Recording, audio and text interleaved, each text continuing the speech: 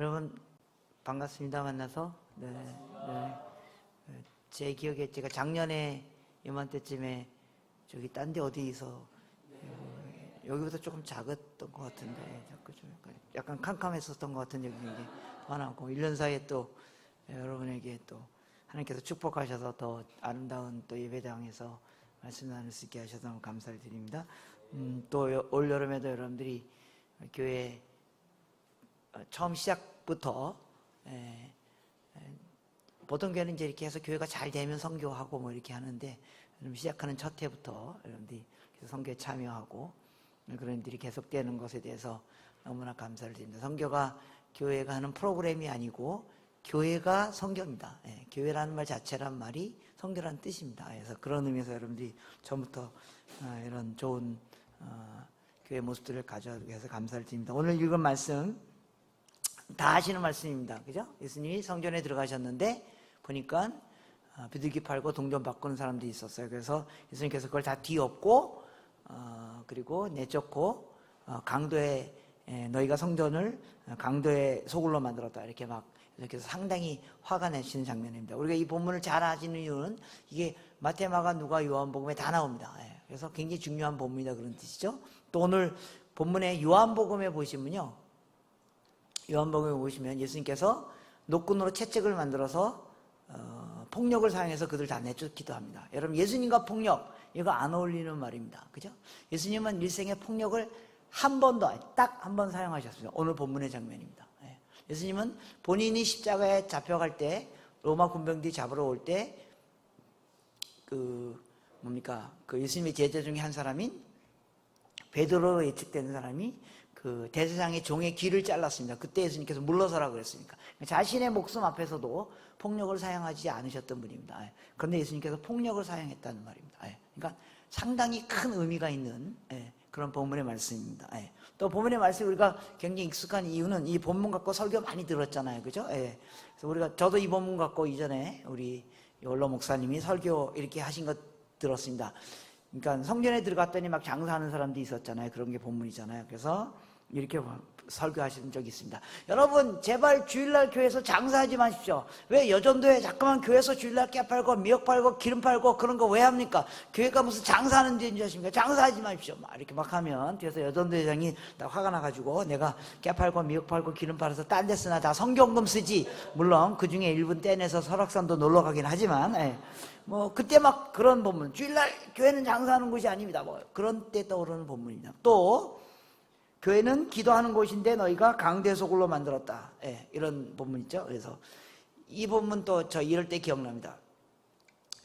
지금 막 예배 드릴 때 막 기타도 치고 드럼도 치고 막 뭐 교회에서 별거 다 하지 않습니까? 그죠? 뭐 요새는 보니까 또 요새는 교회에서 이렇게 장년들이 색스폰을 많이 불더라고요. 교회에서 뭐 색스폰 해가지고 막 이거 10년 전만 해서 색스폰 교회에서 이거 불가능한 일이었습니다.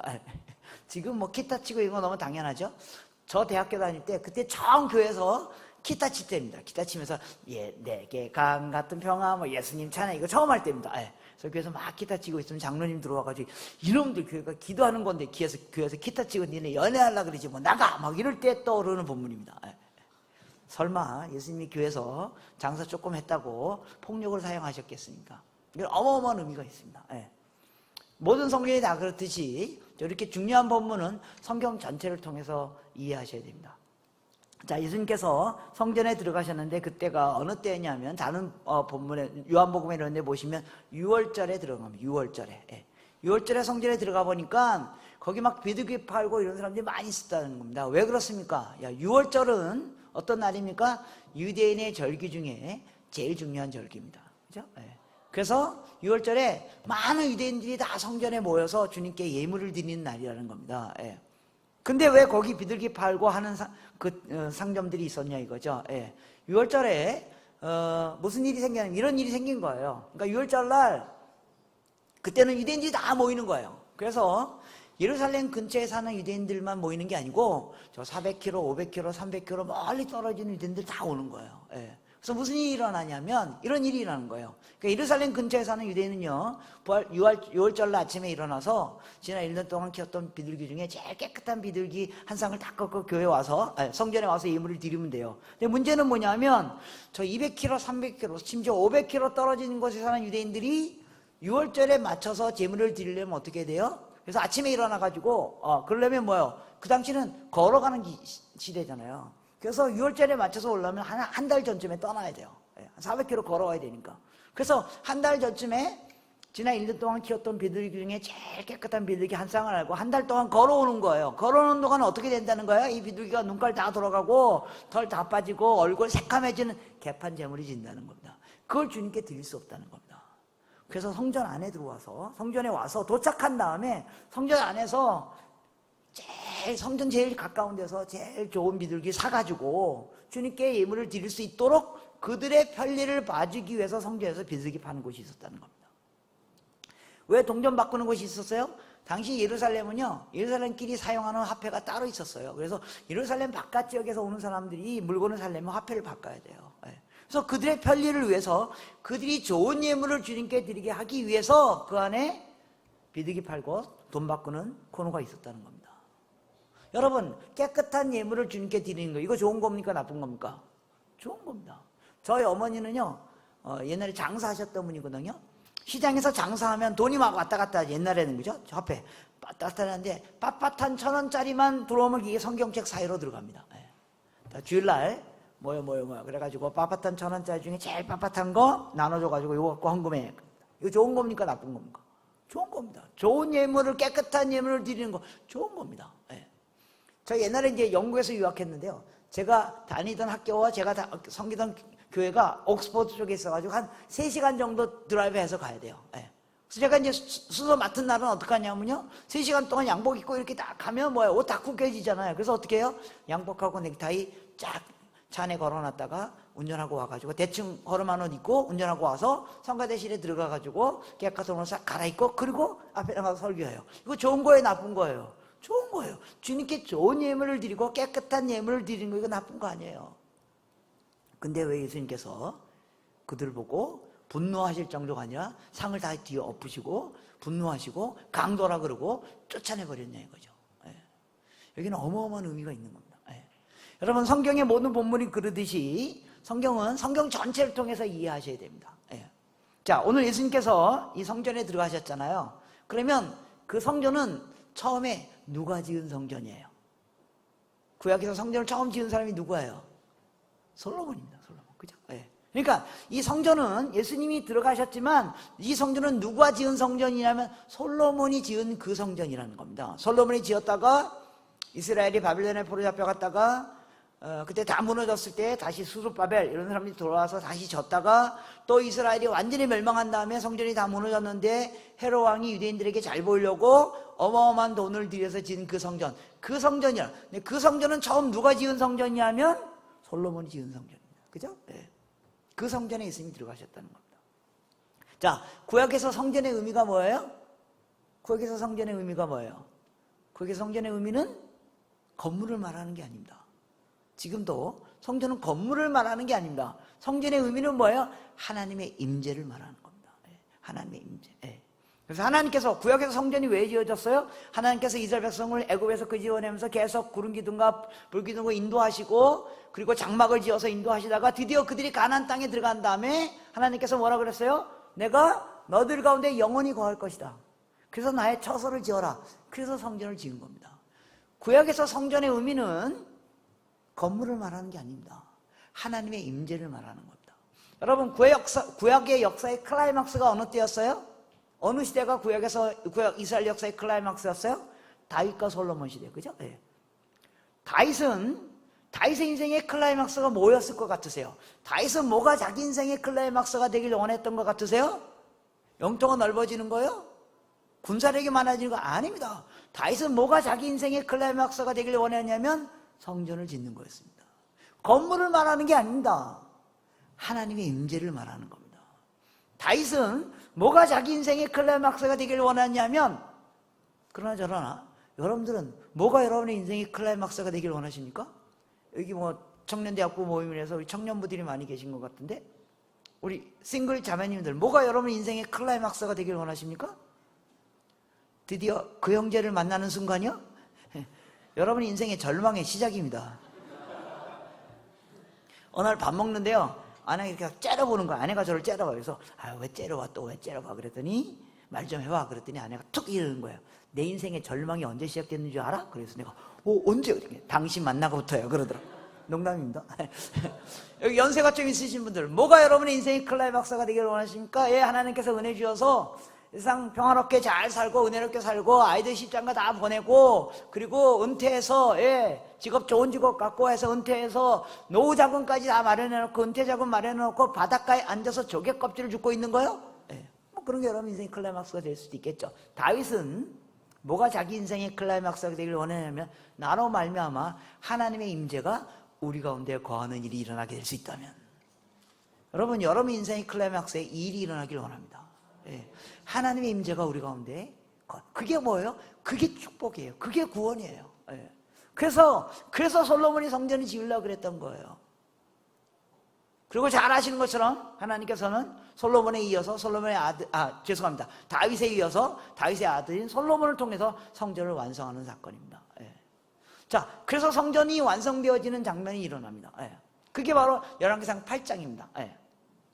그래서 여러분 열왕기상 8장에 보면 솔로몬이 성전을 다 짓고, 즉 무슨 말이에요? 하나님의 임재가 그들 가운데 임했습니다. 그럼 어떻게 돼요? 성전에 올라가서 뭐 합니까? 하나님의 임재가 우리 가운데 오면 뭐 합니까? 기도하는 거예요. 그래서 열왕기상 8장에 보면 솔로몬이 하나님께 기도하는 장면이 나와요. 혹시 본문 안 되죠? 됩니까? 오케이. 그래서 아직 띄우지 말고 제가 띄워달라 때 띄워주십시오. 조금 있다. 감사합니다. 너무 빠르네. 와, 대단하네. 이게 그냥 말만 하면 착 지금 본문이 나오네, 그냥. 보통 계속 말해도 안 나오는 교회들이 많은데. 그래서 성전에 딱 올라가서 이제 기도하는 겁니다. 영상 8장에 보면. 나중에 여러분들 가서 보시면 나옵니다. 기도 쭉 하는데 솔로몬이 이렇게 기도해요.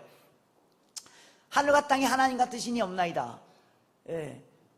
하나님이 이 성전에 임하시는 건 아니지만, 하나님은 온 세계에 가시는 분입니다. 그냥 하나님께서 우리 조상들에게 약속하신 것처럼 하나님이 우리 가운데 임재하신다고 하였으니, 그래서 성전이 지어졌으니 하나님 감사합니다. 그리고 하나님께 기도하기 시작합니다. 그래서 드디어 솔로몬이 성전에 올라가서 성전을 뒤에 하고, 영상 8장 21절에 보면 뒤에 성전 뒤에 서서 앞에 자기 백성들을 모으고 중간에 딱 손을 얹고 기도합니다. 이 순간은 솔로몬 인생의 최고의 순간입니다. 뭐예요? 하나님이 여기 계시고, 그리고 자기가 얻은 그 민족과 그 영광이 앞에 있는 겁니다. 그래서 그 앞에 딱 손을 얹고 기도합니다. 하나님, 하늘과 땅에 하나님 같으시니 없나이다.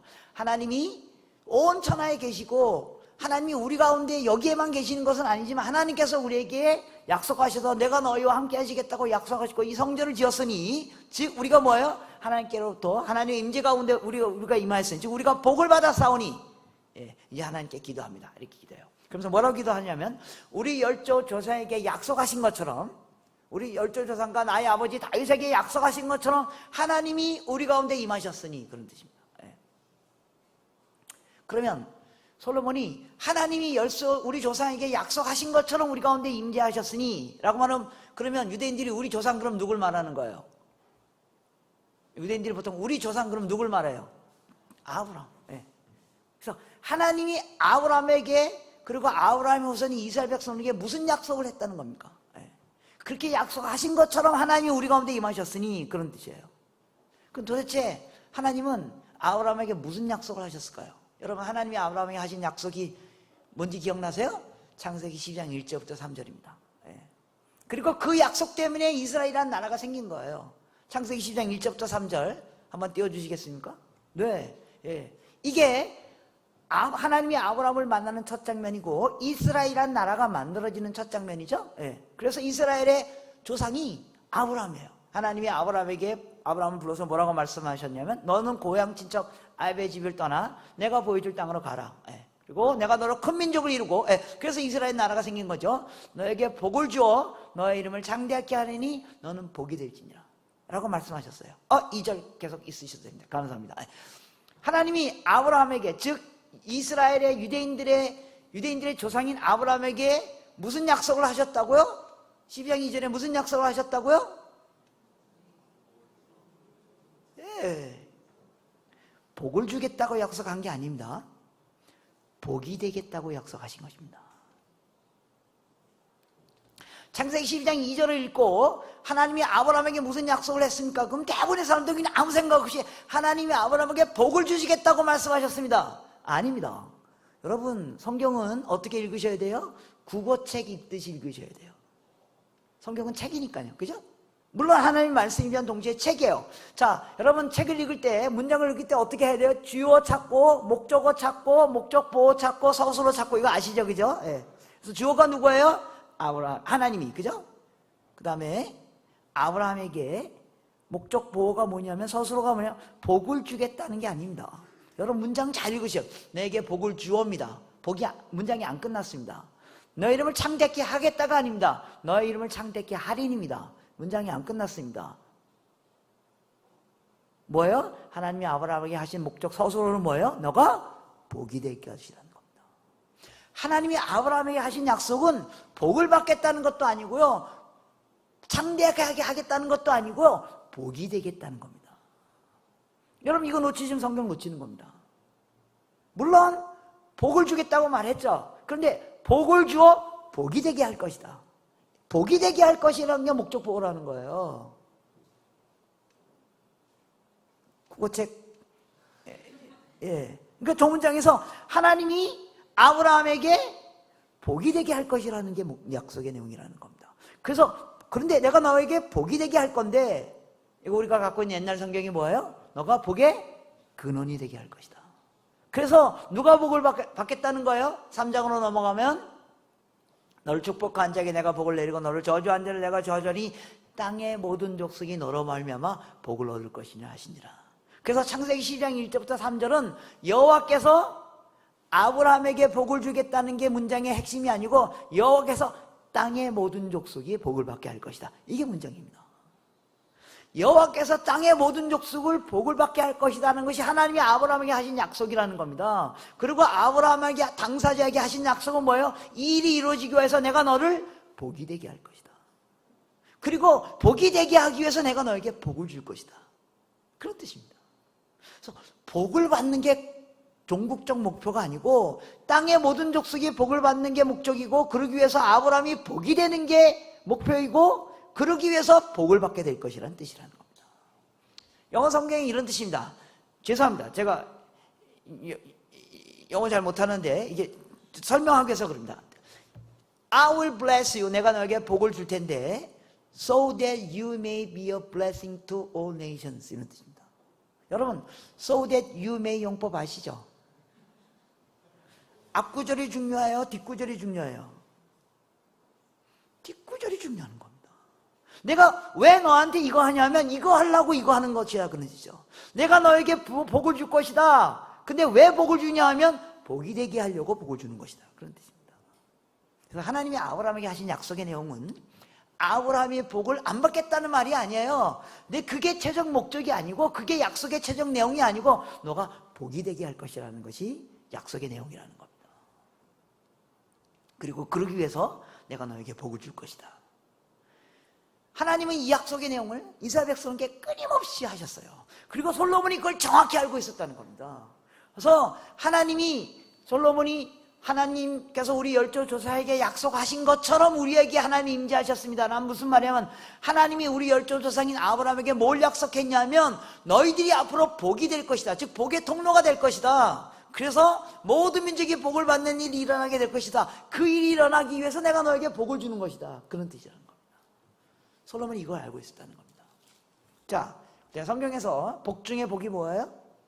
복하면 금방 떠오르는 그 개념이 뭐예요? 보통 건강물질 축복 이런 거 얘기하잖아요. 물론 그런 것도 복이지만 성경에서 말하는 복의 가장 핵심적인 내용이 뭐예요? 성경에서 복이라는 단어와 가장 많이 연결되어 있는 문장이 뭔지 아세요? 여호와를 가까이 하라, 이것이 너에게 복이니라. 하나님을 가까이 하는 게 복이에요. 하나님의 임재가 복이에요. 그래서 하나님이 그래 내가 너에게 임재할 것이다. 그래서 성전을 져라. 그 얘기예요. 그래서 솔로몬이 이걸 눈치챈 거야. 아, 하나님이 우리 가운데 임재하셨군요. 이 약속을 지키시기 위해 하나님이 우리 가운데 임재하셨군요. 즉 우리에게 복을 주셨군요. 그러면 솔로몬은 그게 복을 솔로몬이 복을 받는 것, 이스라엘 백성이 복을 받는 게 약속의 내용이 아니라 복이 되겠다는 게 약속의 내용이라는 겁니다. 그래서 하나님 우리에게 복을 주셔서 우리 가운데 임재하였으니 이제 우리가 복이 되게 하여 주시옵소서. 이 일을 이루시기 위해서 하나님이 우리 가운데 임재하셨군요. 이걸 솔로몬이 눈치챘다는 겁니다. 그래서 역대상 8장에 기도할 때 솔로몬이 두 번의 기도를 합니다. 8장 31절부터 40절까지는요 첫 번째 기도를 하고요 41절에 두 번째 기도를 해요. 솔로몬이 하는 첫 번째 기도는요 저와 여러분들이 보통 하나님 임재 앞에 섰을 때 하는 기도와 똑같은 기도를 해요. 여러분 하나님 임재 앞에 섰을 때 어떤 기도 하시죠? 한 10분 정도 기도한다 그러면 한 30초 동안 하나님을 부르시죠. 하나님은 거룩하시고 의로우시고 사랑이 많으시고 뭐 어쩌고저쩌고 풍요로우시고 저의 죄를 용서하여 주십시오. 그리고 나머지 9분 30초 동안 무슨 기도예요? 하나님 이거 주시고 저거 주시고 이거 주시고 저거. 솔로몬도 그렇게 기도했어요. 그래서 열왕기상 8장 30절부터 40절에 보면 하나님 우리 가운데 기근이 있습니다. 우리 가운데 지진이 있습니다. 우리 가운데 항충이 있습니다. 우리 가운데 이웃의 배상물을 물어줘야 됩니다. 여러분 배상물을 물어준다는 말이 무슨 말이에요? 빚졌다 이런 뜻입니다. 하나님 우리가 빚진 게 있습니다. 하나님 갚아주십시오. 왜요? 능력이 하나님 우리와 함께 계시니까 그런 기도를 했다는 겁니다. 저와 여러분도 그런 기도를 하셔야 됩니다. 하나님 우리에게 복을 주시겠다고 하셨어요. 그죠? 여러분들 오늘 주일날 와서 교회 와서 저희 교회 오늘 제가 설교했는데요 저희 교회 최근에 아픈 분들이 너무 많아요. 그래서 우리가 아픈 분들의 치유를 위해서 많이 기도했어요. 왜? 하나님이 능력이시니까요. 하나님 치유해 주시옵소서. 고쳐 주시옵소서. 예. 기도하셔야죠. 예. 그런데 만약 우리의 기도가 거기서 끝나면 하나님 우리에게 복을 주는 이유를 우리가 모르고 있는 거라는 겁니다. 근데 솔로몬은 정확히 알고 있었어요. 하나님이 왜 우리 가운데 임재하시고 왜 우리의 문제를 풀어주시냐 하면 요것 때문이죠. 그리고 솔로몬이 기도를 한 번 더 해요. 그게 바로 열왕기상 8장 41절부터 하는 기도입니다. 자, 열왕기상 8장 41절 한번 우리 같이 한번 읽겠습니다. 시작. 또 주의 백성 이스라엘에 속하지 아니한 자 곧 주의 이름을 위하여 먼 지방에서 온 이방인들이라 할지라도 그들이 주의 크신 이름과 주의 능한 손과 주의 펴신 팔의 소문을 듣고 와서 이 성전을 향하여 기도하거든 주는 계신 거 하늘에서 들으사 이방인이 주께 부르짖는 대로 이르사 땅의 만민이 주의 이름을 알고 주의 백성 이스라엘처럼 경외하게 하옵시며 또 내가 건축한 이 성전을 주의 이름으로 일컫는 줄 알게 하옵소서. 예. 그 솔로몬이 기도를 두 번 하는 거예요. 첫 번째 기도 하나님 우리에게 복을 주십시오. 예. 하나님 우리의 문제를 해결해 주십시오. 예. 그 다음에 하나님 제가 기도 제목이 하나 더 있습니다. 하나님 이 기도 제목 정말 하나님이 원하시는 거죠. 이것 때문에 하나님 우리를 복 주시겠다는 말씀이죠. 그렇게 아브라함 우리 조상인 아브라함에게 그렇게 약속하셨죠. 바로 8장 40절 또 우리 이스라엘에 속하지 아니하는 먼 데 있는 이방인들이라죠. 하나님에 관한 소문을 듣고 이 성전에 와서 기도하면 하나님 그들의 기도로 들어주사 그들도 우리 이스라엘 백성처럼 하나님을 예배하는 자가 되게 하여 주시옵소서. 성전은 만민이 기도하는 집입니다. 이사야서 53장. 그래서 솔로몬이 하나님이 왜 우리를 축복하신지 정확히 알고 있었어요. 하나님, 첫 번째 우리에게 복을 주십시오. 두 번째 그게 그 정도가 아니라 우리가 복의 통로가 돼서 땅의 만민이 이방인들도 주의 앞에 나올 수 있도록 우리에게 복을 주시옵소서. 그래서 하나님이 우리 성전 안에 임하시는 거죠. 정확히 하나님이 솔로몬은 하나님이 이스라엘 백성에게 뭘 기대하고 있는지를 정확히 알고 있었다는 겁니다. 그래서 여러분 솔로몬이 41장, 42장, 44장 저 먼 데 있는 이방인들 할지라 하나님에 관한 소문 듣고 이 성전에 와서 기도하면 하나님 그들로 하나님 예배하게 하여 주옵소서 라고 기도했다는 겁니다. 이 기도를 하나님이 들으실까요? 안 들으실까요? 들으시죠. 하나님 정말 원하시는 기도니까. 그래서 무슨 일이 일어났다는 거예요. 열왕기상 8장에 이렇게 기도하니까 무슨 일이 일어났어요? 8장에 이렇게 기도하면 그러면 뭐 9장, 10장 좀 무슨 일이 일어났겠죠? 무슨 일이 일어났어요? 우리 성경 좀 읽으십시다. 가끔가다. 열왕기상 10장에 정말로 누가 솔로몬을 찾아와요? 누가 찾아와요? 열왕기상 10장에 시바요. 여러분 시바 형은 어디에서 온 사람이에요? 마태복음 27장입니까? 17장입니까? 예수님이 스바 형이 솔로몬을 찾아온 것이 무슨 의미인 줄 아느냐고 설명할 때 스바 형이 어디에서 왔다고요? 서쪽 끝에서. 그러니까 땅끝에 있는 사람이 정말로 솔로몬이 기도한 것처럼 하나님 저 먼 데 있는 이방인들이 할지라도 하나님에 관한 소문을 듣고 이 성전에 와서 기도하면 하나님 그들도 용서해 주십시오라고 기도한 것처럼 정말로 땅끝에 있는 스바 형이 솔로몬을 찾아온 겁니다. 여러분 놀랍지 않으세요? 여러분 열왕기상 8장 자세히 보시면요, 스바형이 솔로몬을 찾아온 게 아닙니다. 하나님을 찾아온 겁니다. 솔로몬이 뭐라고 기도했어요? 땅끝에 있는 사람이 하나님에 관한 소문을 듣고 이 성전을 찾아오거든, 그렇게 표현했죠. 그래서 열왕기상 10장에 보면 스바형이 하나님에 관한 소문을 듣고 솔로몬을 찾아온 것이지 솔로몬을 찾아온 게 아니라는 겁니다. 그냥 아무 생각 없이 열왕기상 10장에서 스바형이 솔로몬이 지혜가 많다는 소문을 듣고 스바형이 솔로몬을 찾아와가지고 그 지혜를 보고 막 놀라가지고 솔로몬을 막 그랬습니다. 그래서 우리 아이들도 뭐 지혜 있는 아이를 키워야 됩니다, 그 얘기하는 거 아닙니다. 스바형이 하나님에 관한 소문을 들은 겁니다. 근데 그 소문의 내용이 뭐예요? 하나님이 솔로몬이라는 사람을 어마어마하게 축복했다는 얘기에 대한 소문을 듣고 스바형이 성전에 찾아와서 솔로몬을 만나보니까 그 지혜와 지식과 그 영광이 어마어마하다는 겁니다. 그래서 열왕기상 10장 10절에 스바형이 누굴 예배했다고요? 여호와를 예배할지다, 여호와를 송축할지니라. 그러니까 땅끝에 있는 사람이 하나님에 관한 소문을 듣고 성전에 찾아와서 정말로 하나님의 백성을 만나보고 그들이 정말로 하나님께 많은 영광과 은혜를 받았다는 것을 보고 그들이 하나님을 예배하는 일이 일어났다는 겁니다. 예, 여러분 지금 무슨 일이 일어나고 있는 거예요? 선교가 일어나고 있는 겁니다. 땅끝에 있는 사람들이 하나님의 백성을 만나보고 하나님이 얼마나 영광스러운 분인가를 알고 하나님을 예배하는 일이 솔로몬 시대에 일어났다는 겁니다. 그 성전에 예수님이 들어가셨다는 겁니다. 그래서 여러분 구약에 가면요, 성전이 어떻게 되어 있는 줄 아세요? 지금도 성전이 어떻게 되어 있어요? 여러분 성전 이스라엘 가보셨어요? 안 가보셨죠? 저도 안 가봤습니다. 네. 성전에 가면 성전이 어떻게 되어 있냐면, 성전은 성전 울타리가 이렇게 있잖아요. 안에 딱 들어가면 성소 지성소가 있어요. 그래서 유대인들이 모여가지고 대제사장이 대표로 성소 지성소에 가서 예물을 드리는 거예요. 근데 그 성소 지성소 앞에 큰 성전뜰이 있어요. 여러분 그 성전뜰의 원래 이름이 뭔지 아세요?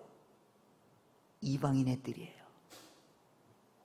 성전은 솔로몬이 성전을 처음 지을 때부터 유대인들만 예배드리도록 만든 게 아니에요. 성전은 처음 지을 때부터 이방인들도 예배드리도록 만들어졌어요. 그래서 성전에 들어가면 유대인들은 성전 지성소에 가서 예배드리고 이방인들은 그 성전 뜰에서 하나님께 예배드리도록 만들어진 게 성전이라는 겁니다. 성전은 처음부터 유대인들도 같이 예배드리도록 만들어진 곳이에요. 그 성전에 예수님이 들어가셨다는 겁니다. 들어가 봤더니 무슨 일이 일어났다는 거예요? 유대인들이 자기네끼리 예배 잘 드리려고 그 성전 이방인들이 사용해야 할 그 뜰까지 다 차지해가지고 거기서 비둘기 팔고 돈 좀 바꾸고 그런 일이 일어났다는 겁니다. 이게 예수님이 분노하신 이유입니다. 여러분 주말에 가족들하고 우리 뭡니까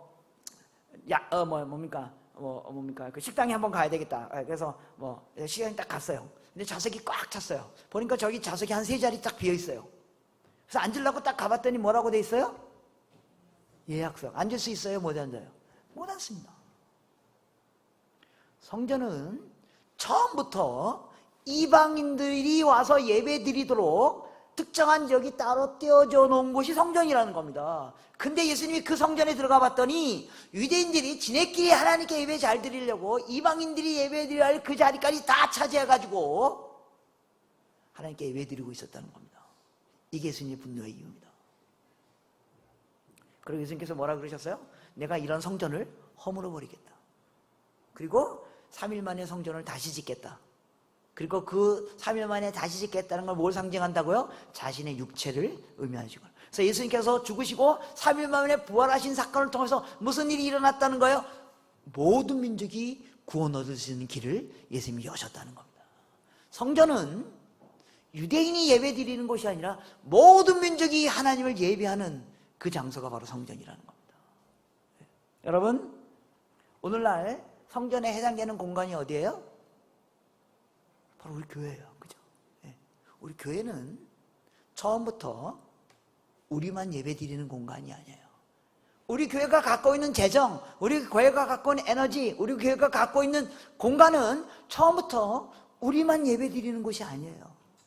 여러분, 여러분의 교회가 정말로 하나님의 임재의 교회가 되길 원하십니까? 하나님이 함께하는 그런 교회가 되기를 원하십니까? 예. 그럼 여러분 교회가 갖고 있는 시간과 재정과 에너지의 일부가 이방인들을 위해 사용되어져야만 해요. 여러분 교회가 지금 하는 것처럼 교회가 커진 다음에가 아니고 처음부터. 그게 교회이기 때문에요. 한 걸음 더 나가서 오늘날 어디가 성전입니까? 우리가 성전입니다. 여러분 인생이 정말로 하나님의 임재 인생이 되기를 원하십니까?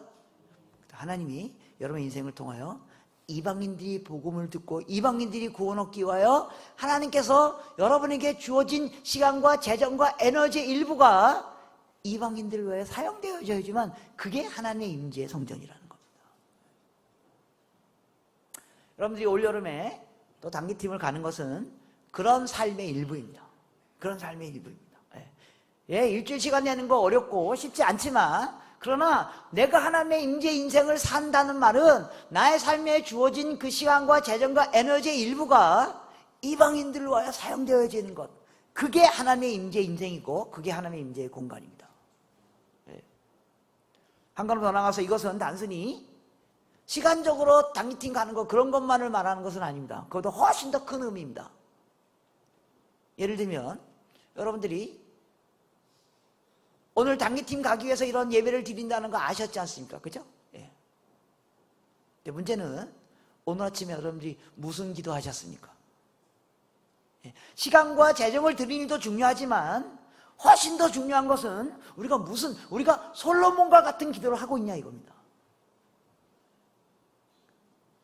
선교에 대해서 이야기하고 선교에 대해서 시간을 쓰곤 쓰지만 사실 나의 기도는 여전히 하나님 내 새끼 우리 교회 그러고만 있다면 그것은 솔로몬의 기도가 아니라는 겁니다. 솔로몬의 기도 안에는 그들의 복을 위해서도 기도했지만 열방을 위한 기도가 포함되어 있다는 겁니다. 그 기도를 저희들이 하셔야 됩니다. 물론 우리가 하나님께 기도할 게 얼마나 많은지 몰라요. 그죠? 많아요. 저희 집안에도 막 어려운 이슈들이 있습니다. 기도해야 할 것이 너무 많습니다. 지금 저희 집안에 아주 심각한 기도 제목이 있는데요. 이걸 제가 어쩌다 만난 여러분에게 얘기할까 말까 고민인데 뭐 하겠습니다. 온 김에. 제가요 여기 일하시는 분들 직장인들 다 그렇잖아요. 다 힘들고 피곤하고 막 그렇잖아요. 근데 이제 제가 보통 아침에 나와서 12시쯤 집에 들어가거든요. 집에 들어가면 12시쯤 집에 가면 그러지 않으면 막 피곤하고 막 짜증나 죽겠는데 집에 들어가면 너무 힘들어요. 왜 힘드냐면요. 집에 들어가 딱 보니까 제가 딸이 둘이 있는데요. 제가 이제 결혼을 좀 늦게 해서 얘네 지금 아직 학교 다니고 있어요.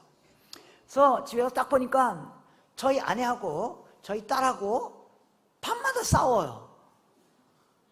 도대체 뭐 갖고 저렇게 싸우나? 딱 들여다봤더니 우리 아내가 이러는 겁니다. 아이들 보고 야! 니네 학교 갔다 와서 그 옷 그거 이렇게 똥 싼 것처럼 그거 묻어놓지 말고 좀 이렇게 걸어놔라. 그거 안 걸어놓고 똥 싼 것처럼 묻어놓고 그러냐? 누가 니네 보고 빨래하래. 빨래는 세탁기가 하는데 그냥 그거 걸어놓고 그것도 안 걸어놓고 뭐 그래. 또 니네 학교 가서 밥 먹고 그거 식기 싱크대에 갖다 놓으라고 그거 안 갖다 놓고 누가 니네 보고 설거지하래. 설거지는 아빠가 하잖아. 아빠가. 그거 그냥 싱크대에 갖다 놓고 그거 안 갖다 놓고 거기 테이블에 쭉 깔아놓고 도대체 왜 그러냐? 그것 좀 해라. 그럼 막 뭐라 그래요. 그럼 저희 아이들이 그걸 듣고 어머니 잘못했습니다 이런 게 아니라 엄마는 잘한 게 뭐가 있어? 우리가 얼마나 힘들고 짜증나고 화가 나고 그런지 알아고 막 뭐라 그래. 그리고 우리 아내가 또 화가 날 때는 여러분들 혹시 그런 말씀 아세요? 우리 아내가 정말 화가 나서 너도 시집가서 너 같은 애 나와라 뭐 이런 얘기 하시죠. 그래서 막 뭐라 그래. 그럼 애들이 막 아이씨 엄마는 뭐가 잘나서 막 문 팍 닫고 방에 들어가서 이 음악 팍 듣고 나오지도 않고 막 그래요.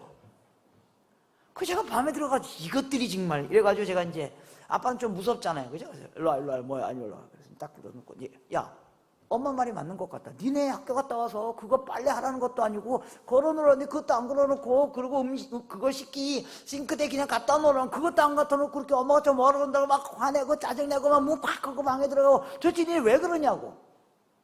제가 이렇게 얘기하면 저희 딸들이 아버님 잘못했습니다 이럴 줄 알았죠. 근데 저희 딸들이 저보고 뭐라고 그러냐. 아빠는 우리 집에서 한 게 뭐가 있어. 새벽에 나가서 밤 12시에 들어오고 우리 집에서 아는 게 뭐가 있어. 우리가 얼마나 힘들고 짜증나고 화가 나는지 알아. 니네가 뭐가 화가 나는데. 우리가 지금 얼마나 힘들고 사춘기에서 너무나 힘들고 짜증나고 화가 나고. 얘네 집 사춘기구나. 그럼 사춘기 때 어떻게 해야 돼요? 애들이 막 그렇게 짜증낸다고 화내면 안 되잖아요. 모르세요? 애들이 사춘기 때 어떻게 해야 돼요? 공감해줘야 돼요. 모르시는군요. 네. 공감해줘야 돼요. 그래서 그러니까 사춘기 힘들지. 나도 사춘기 때 너무너무 힘들었어. 그래, 이번 학기만 좀 잘 견뎌보자. 그래 힘들지. 이렇게 말해줘야 되잖아요. 그래서 내가 얘네들이 사춘기라서 그렇구나. 그래서 제가 아내한테 갔어요. 아내가 야 자기야 쟤네들이 사춘기란다. 너도 알다시피 사춘기 때 얼마나 힘드냐. 그러니까 네가 막 그렇게 욕하지 말고 공감해줘라. 며칠 전에요 저희 첫째 딸이 1박 2일 집 나갔다 왔거든요. 그때 집이 완전히 뒤집어졌어요. 우리 아내가 막 화나가지고 제가 우리 아내 중학교 때 집 나갔던 거 알거든요. 그래서 아내 야 너도 중학교 때 집 나간 거 내가 아는데 그럴 때 다른 데 가서 그래 그럴 수 있다. 그래 뭐 그래도 잘 갔다 왔니. 이렇게 말해줘야 되는 거 아니냐고 아내한테 얘기했어요. 공감. 그러면 아내가 맞다 그렇구나 그렇게 해야 되겠구나 이럴 줄 알았죠. 저를 탁 보더니 야바 딱 그런 거예요.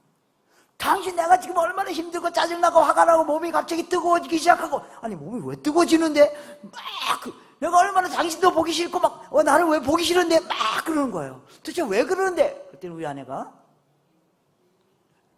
갱년기라는 거예요. 나는 몸이 뜨거워진다 그래서 약간 야한 생각을 했거든요. 근데 갱년기구나. 여러분 갱년기 엄마하고 사춘기 딸하고 싸우면 누가 이길 것 같으세요?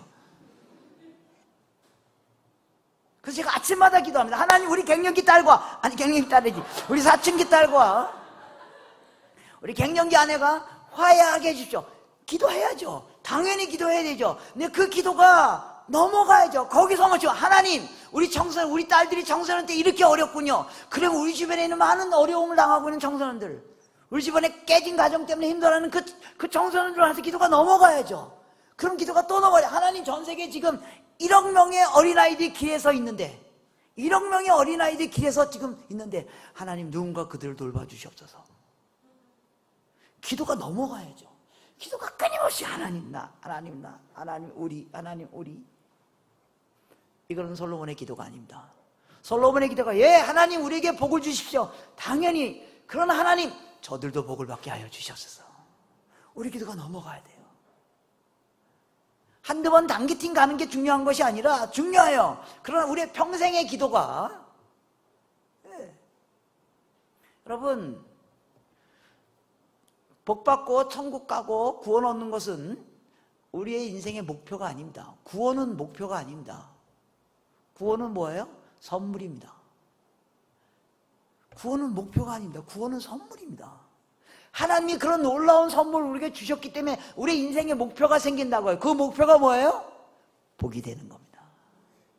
우리의 목표는 복을 받는 게 아니에요. 복은 이미 받았어요. 선물로 우리에게 받았어요. 그래서 우리의 인생의 목표가 복이 되는 거라고요. 이거 놓치면 여러분 기독교 놓치는 겁니다. 그리고 그런 사람들이 하나님의 백성입니다. 성경은 프로그램이 아닙니다. 프로젝트가 아닙니다. 우리가 존재하는 이유입니다. 우리가 4가지로 선교에 참여할 수 있습니다. 첫 번째, 여러분들이 올여름에 하는 것처럼 가는 참여입니다. 그러니까 다양한 방법으로 선교에 가는 일이 여러분 가운데 일어났으면 좋겠습니다. 여러분 가운데 이번 단기 선교 여행을 통해서 또 장기 선교사로 가는 일도 일어났으면 좋겠습니다. 여러분 교회 장체적으로 해서 여러분 교회에서 장기 선교사가 파송됐으면 좋겠습니다. 또 이번 여러분 단기 선교 일주일 갔다 오는 거 그거보다 더 큰 선교는 갔다 온 다음에가 진짜 선교인 거 아시죠? 단기 선교 일주일 동안 우리가 할 수 있는 일이 그렇게 많지 않습니다.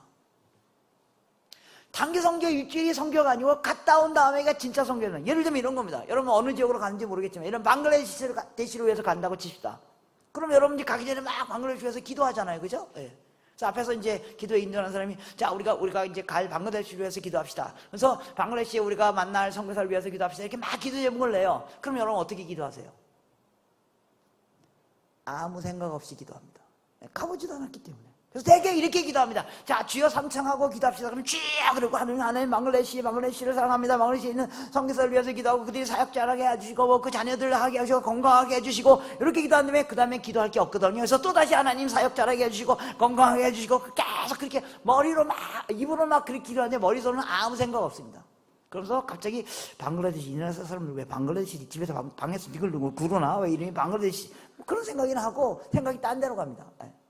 또 조금 있다가 이제 그 다음에 자 이제 우리가 갈 일본을 위해서 기도합시다. 그럼 또 일본을 위해서 뭐 와 하면서 기도하는데 아무 생각 없습니다. 가본 적이 없기 때문에. 그래서 일본에서 기도하면 하나님 일본에 있는 선교사를 위해서 기도합니다. 뭐 그들이 사역 잘하게 해주시고 뭐가 자녀가 건강해 해주시고 그 다음에 머리도 기도할 게 없잖아요. 입으로는 막 기도하는데 머릿속은 딴 생각합니다. 그런데 왜 이놈들 우리나라 쳐들어왔지? 뭐 이 생각이나 하고. 네. 그래서 단기팀 가기 전에 그 지역을 위해서 기도하면 아무 생각 없습니다. 근데 갔다 와서 방글라데시를 위해서 기도하면 그게 진짜 기도입니다. 내가 만났던 그 형제, 내가 만났던 그 선교사, 내가 만났던 그 교회. 여러분 단기 선교 갔다 온 다음에가 진짜 선교입니다. 또 방글라데시 가서 여러분들이 정말로 거기서 만난 형제자매들이 너무나 안타깝고 아련하고 또 사랑스럽고 그죠? 그래서 여러분들이 최선을 다해서 사역하고 옵니다.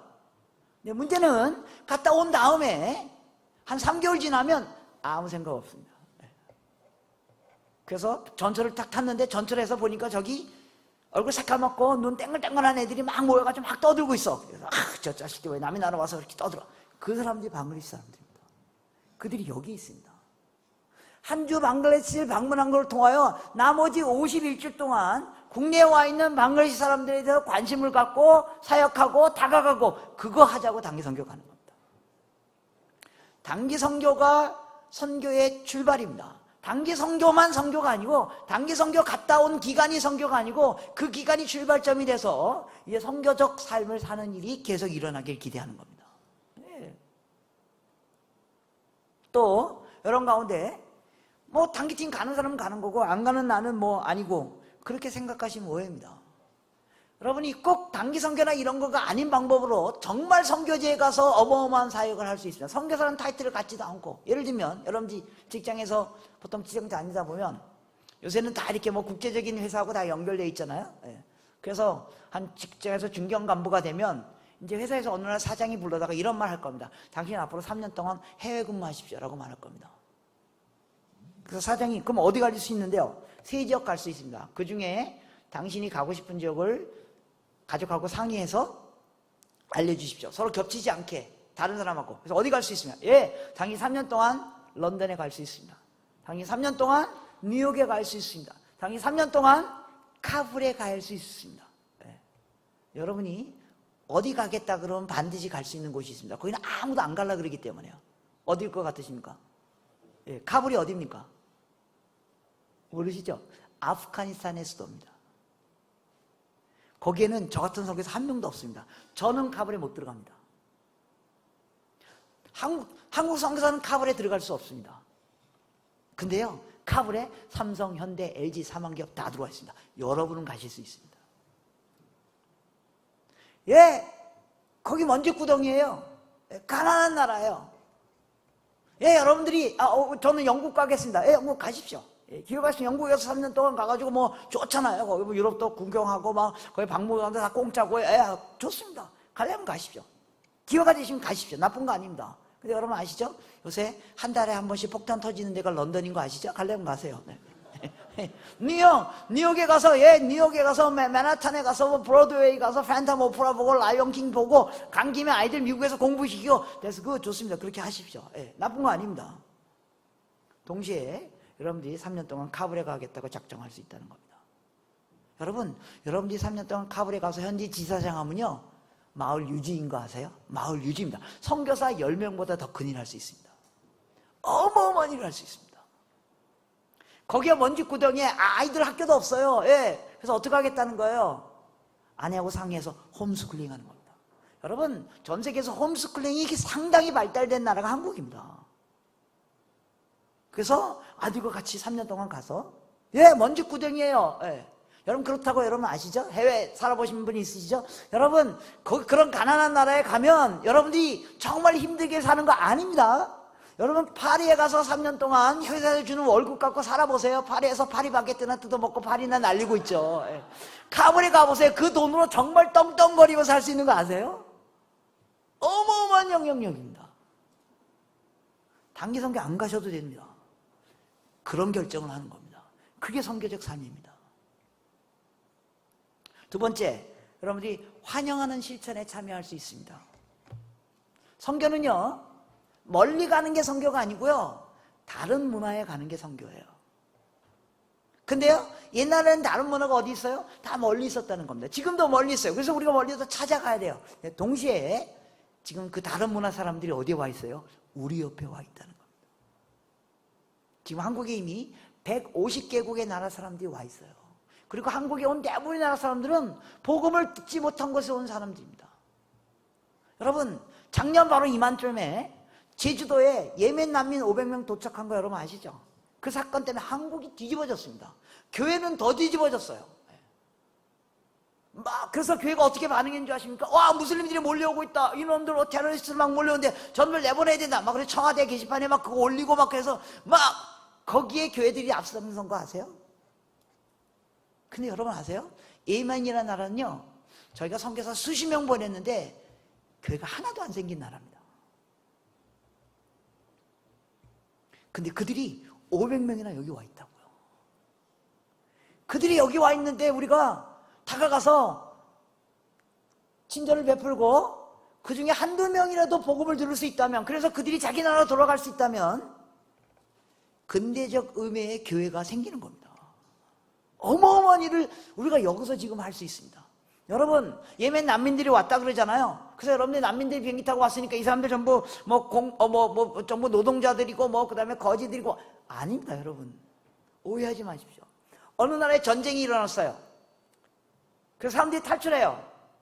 그럼 제일 먼저 탈출할 수 있는 사람들은 누구예요? 예를 들면 한국에 전쟁이 일어났다고 칩시다. 그러면 안 되지만 전쟁이 딱 일어났어요. 그럼 제일 먼저 탈출하는 사람들은 누구예요? 상류층 사람들입니다. 여러분, 제주도에 와 있는 예멘 사람들, 이 사람들이요, 다 자기 나라의 상류층 사람들입니다. 자기네 나라가 다시 전쟁이 끝나고 자기 나라로 돌아갈 수 있게 된다면 한국에 남아있으라 그래도 안 남아있을 사람들입니다. 그 중에 물론 남아있기를 원하는 사람도 있겠죠. 네. 우리가 예멘에 가서 선교사 수십 명 보내도 교회 하나 만드는 게 너무너무 어려워요. 근데 그들이 여기로 나그네, 여러분 나그네로 와 있어요. 나그네로 있어 본 적 있으시죠? 나그네로. 무슨 뜻이에요? 복음이 가장 열려 있을 때입니다. 나그네로 와 있을 때.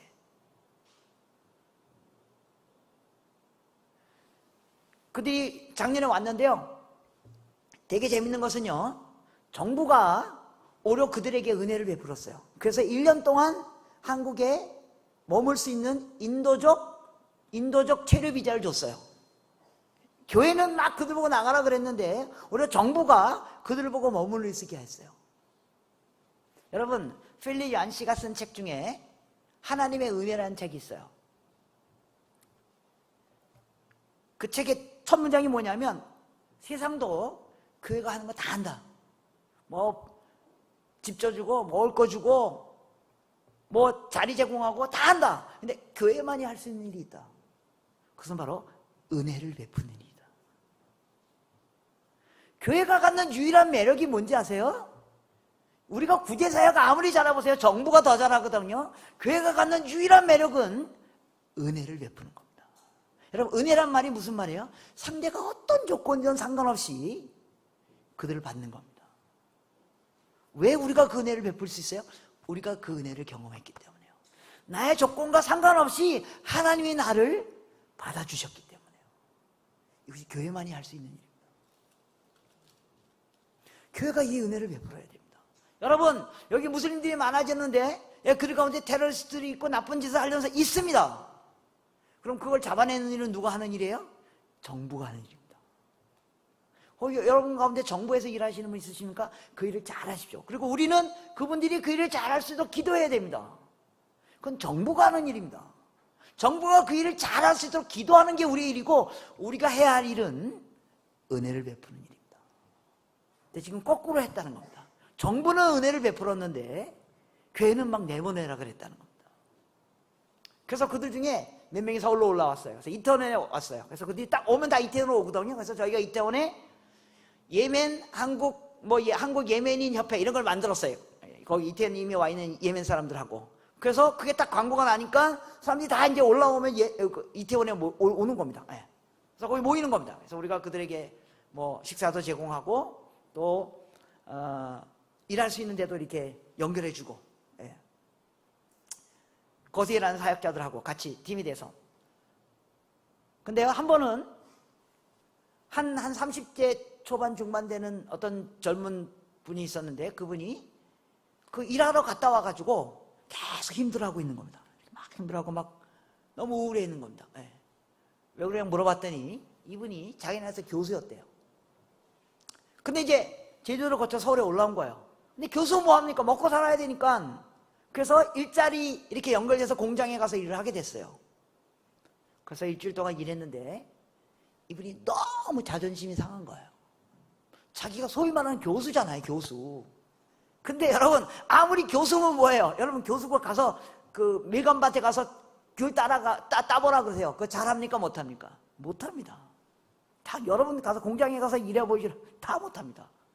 그럼 공장 주인은 그 사람 교수도 뭐 상관없잖아. 일을 잘해야 되니까. 그러니까 일 못하니까 막 욕을 한 거예요.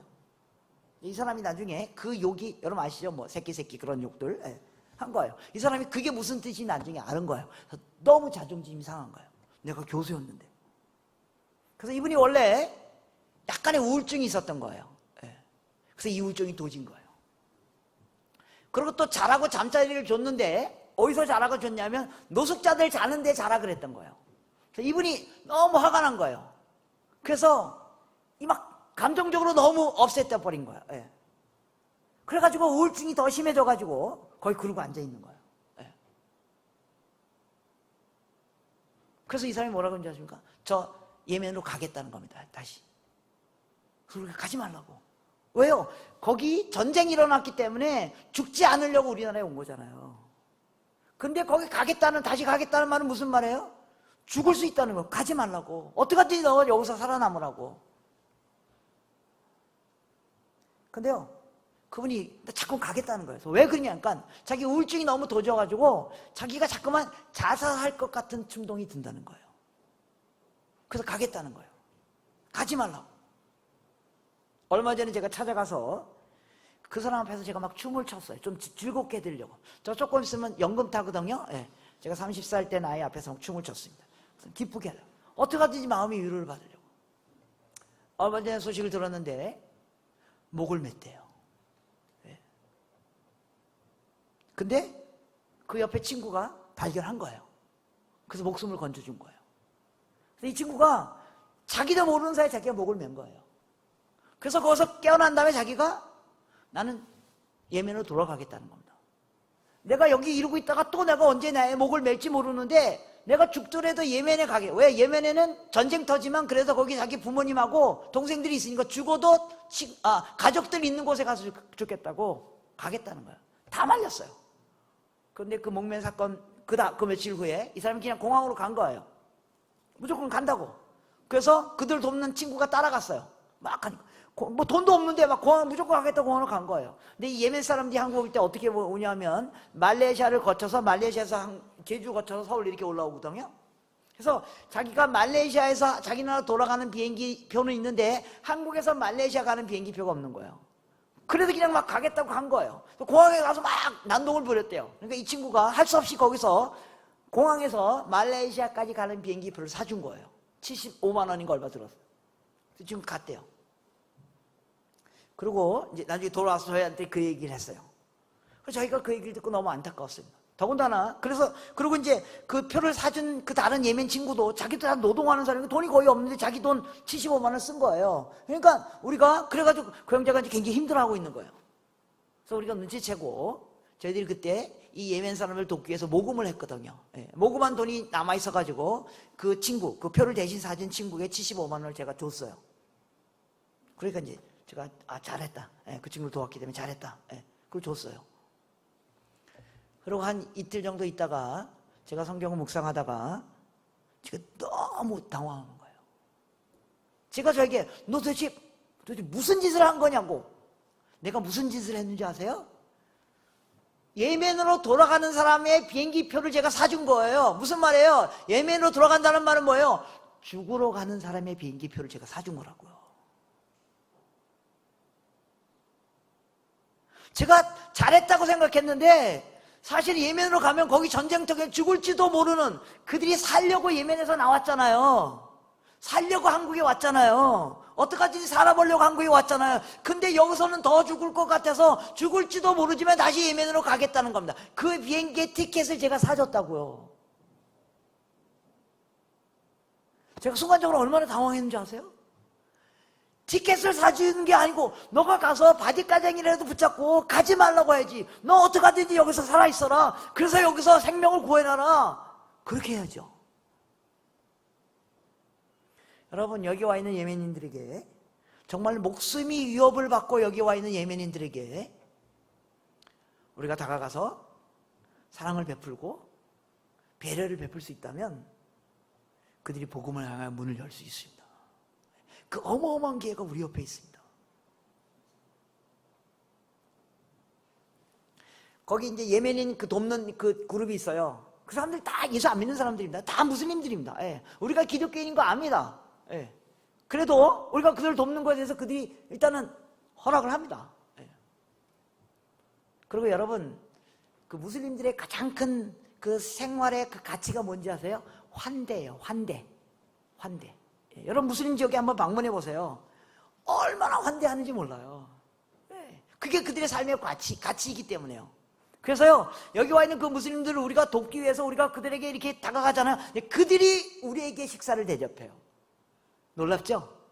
우리가 그들에게 가서 뭘 주려고 그러는데 그들이 우리를 환대해줘요.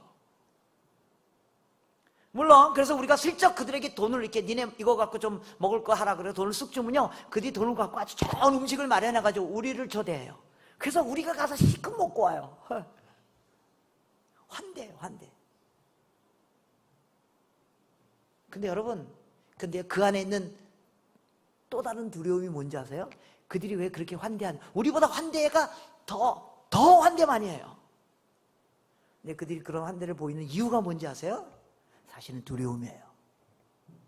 여러분, 무슬림의 그 교리가 뭔가 있냐면, 무슬림이 이런 교리예요. 이런 교리예요. 그러니까 너희가 이 세상에서 선행을 쌓아야 된다는 거예요. 선행이 이쪽에 마일리지예요. 그래서 선행의 마일리지가 어디에 도달해야지만 천국에 간다는 거예요. 그래서 그들이 그렇게 악착같이 선행을 하는 겁니다. 심판 안 받으려고. 근데 저와 여러분은 왜 선행하는 거예요? 우리가 선행을 하면 그게 마일리지가 쌓여져가지고 천국 갔기 때문에 선행하는 게 아니고, 우리는 은혜를 경험했기 때문에 선행하는 거예요. 은혜를 경험했어요. 그래서 은혜를 경험했기 때문에 보여주는 그 진짜 환대, 두려움 때문에 환대하는 게 아니라 은혜를 경험했기 때문에 할 수 있는 그 환대를 우리가 그들에게 보여줘야 돼요. 그러면 그들이 복음 안으로 들어올 수 있어요. 네. 그들이 지금 우리 옆에 있어요.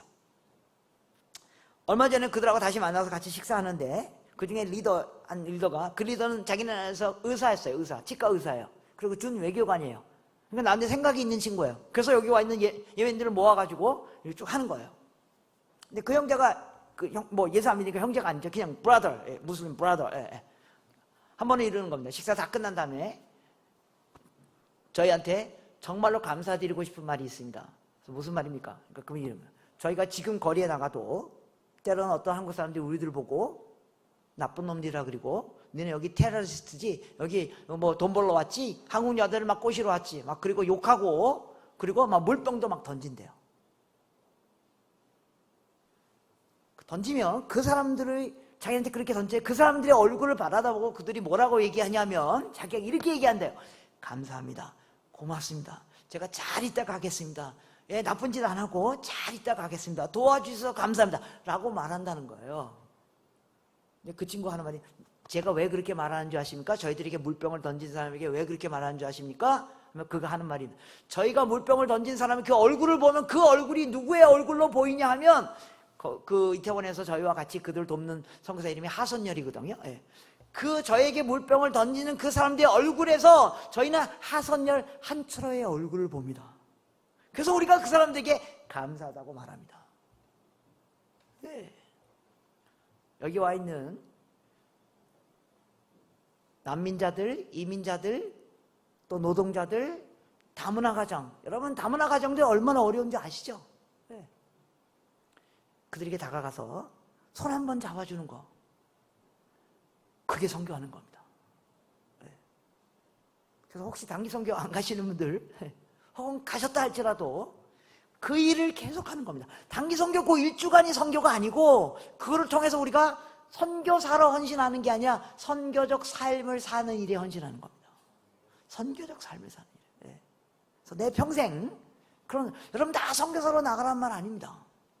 선교사로 나가지 않으셔도 됩니다. 그러나 우리 모두는 이런 선교적 삶을 사셔야 됩니다. 제가 49분까지 하는 거죠. 2분 남았습니다. 예. 49분인가 6분인가. 예. 예. 그래서 우리가 가는 참여, 환영하는 참여, 그 다음에 이런 참여에 또 여러분 참여할 수 있습니다. 보내는 참여. 예. 여러분들 선교사로 간 선교사들을 여러분 잘 섬기고 기도하는 거, 이게 선교하는 겁니다. 선교사들이 제일 어려운 게 뭘 것 같으세요? 선교사들이 제일 여러분들이 혹시 선교사를 보내거나 혹은 여러분들이 알고 있는 선교사들이 제일 어려운 게 뭘 것 같으세요? 네? 재정이요? 네, 재정이 어려울 수 있어요. 그러나 여러분, 선교사들 중에 재정 모금이 잘 안 돼서 선교 마치고 그냥 그만두고 돌아온 사람 거의 없습니다. 우리가 헌금 한 번 해도 하나님이 다 먹이시고 살리시고 하십니다. 걱정하지 마세요. 네. 선교사들에게 정말 어려운 게 뭔지 아세요? 외로움입니다. 외로움. 상상이 되시죠? 여러분, 선교사로 나갔다는 말이 의미가 뭐예요? 선교사로 나갔다는 말은요, 한국에 있을 때 최소한 교회 안에서 한가닥 했던 사람들의 이런 뜻입니다. 예. 뭐 정년이든 뭐 장년이든 교회에서 그저 한가닥 하던 사람들이 가는 거잖아요. 그죠? 선교지에 가면요, 무슨 일이 일어날 것 같으세요? 매일 막 3,000명, 5,000명씩 회개하고 막 일주일에 교회가 2개씩 막 생기고, 아니요, 아무 일도 안 일어납니다. 특히 복음이 없는 곳에 가면, 교회가 없는 곳에 가면 하루 종일 아무 일도 안 일어나요. 그래서 선교사들이 뭐 하는지 아세요? 아침에 일어나서 할 일이 없습니다. 그래서 성경 보고 말씀 보고 밥해 먹고 애들 학교에 보냅니다. 근데 또 그런 데는요, 애들이 학교 가자마자 또 와요. 네, 보내면 또 금방 와요. 그래서 또 금방 애들 오면 또 해가지고 점심 해 먹고, 그 다음에 별로 할 일이 없어가지고 또 더운 낮에 자야 되잖아요. 그죠? 짐 질질 흘리고 자고, 네. 그리고 한 4시쯤 되면 동네 한 바퀴 쑥 돌면 아무도 반겨주지 않잖아요. 그래서 이게 누워있는 개새끼나 발로 한번 차고 돌아와가지고 또 밥해 먹고 성경 한 권 읽고 혹은 한국에서 온 비디오 한 판 보고 그러고 자는 겁니다. 주일날 예배요? 교회가 없는 곳에 예배, 같이 예배 드릴 성도들이 교인들이 없을 때 어떻게 가족들끼리 예배 드려요. 그래서 이렇게 합니다. 아내 보고 김 집사 대표 기도하시오. 그리고 아들 보고 야 너 헌금 기도해. 그것도 한두 번이죠. 6개월 그렇게 해보세요. 그 다음부터는 예배도 안 드립니다. 그럴 때 무너집니다. 네. 나 여기서 도대체 뭐 하고 있는 거야? 나 한국에 있을 때 나 그래도 내가 설교하면 사람들 막 뒤집어지고 그러던 나인데 나 여기서 도대체 뭐 하고 있냐? 그때 무너집니다. 여러분들이 알고 있는 선교사들 생일날 아세요? 생일날 전화 한 번 해주는 겁니다. 그 어려운 일 아닙니다. 혹은 나중에 여러분 교회에서 선교사를 여러 번 파송했을 때 그냥 선교사 생일날 전화 한 번 해주는 겁니다. 요새 선교사들에게 전화하는 거 돈도 안 드는 거 아시죠? 다 인터넷 공짜입니다. 전화해가지고 선교사가 여러분 모를 수 있습니다. 괜찮습니다. 선교사님, 저는 선교사를 파송한 교회의 성도입니다. 오늘 선교사님 생일이죠? 노래 한 곡 불러드릴까요? 노래 한 곡 좀 불러드리면 됩니다. 그러면 그 선교사의 마음이, 그 외로웠던 마음이, 무너졌던 마음이 회복이 돼요. 여러분, 선교사의 마음이 회복되어지면 그 선교사가 섬기는 마을이 회복되어지는 겁니다. 여러분, 전화 한 통화로 한 마을을 살릴 수 있습니다. 어려운 거 아닙니다. 이런 일에 참여하는 겁니다. 그래서 선교사가 되는 게 중요한 게 아니라 여러분 가운데 많은 사람이 선교사가 되면 좋겠습니다. 그게 중요한 것이 아니라 선교적 삶을 사는 겁니다. 이번 여름에 단기팀 가는 여러분들이 단기팀의 그 과정을 통해서 선교적 삶을 사는 일에 회심이 일어나길 기대합니다.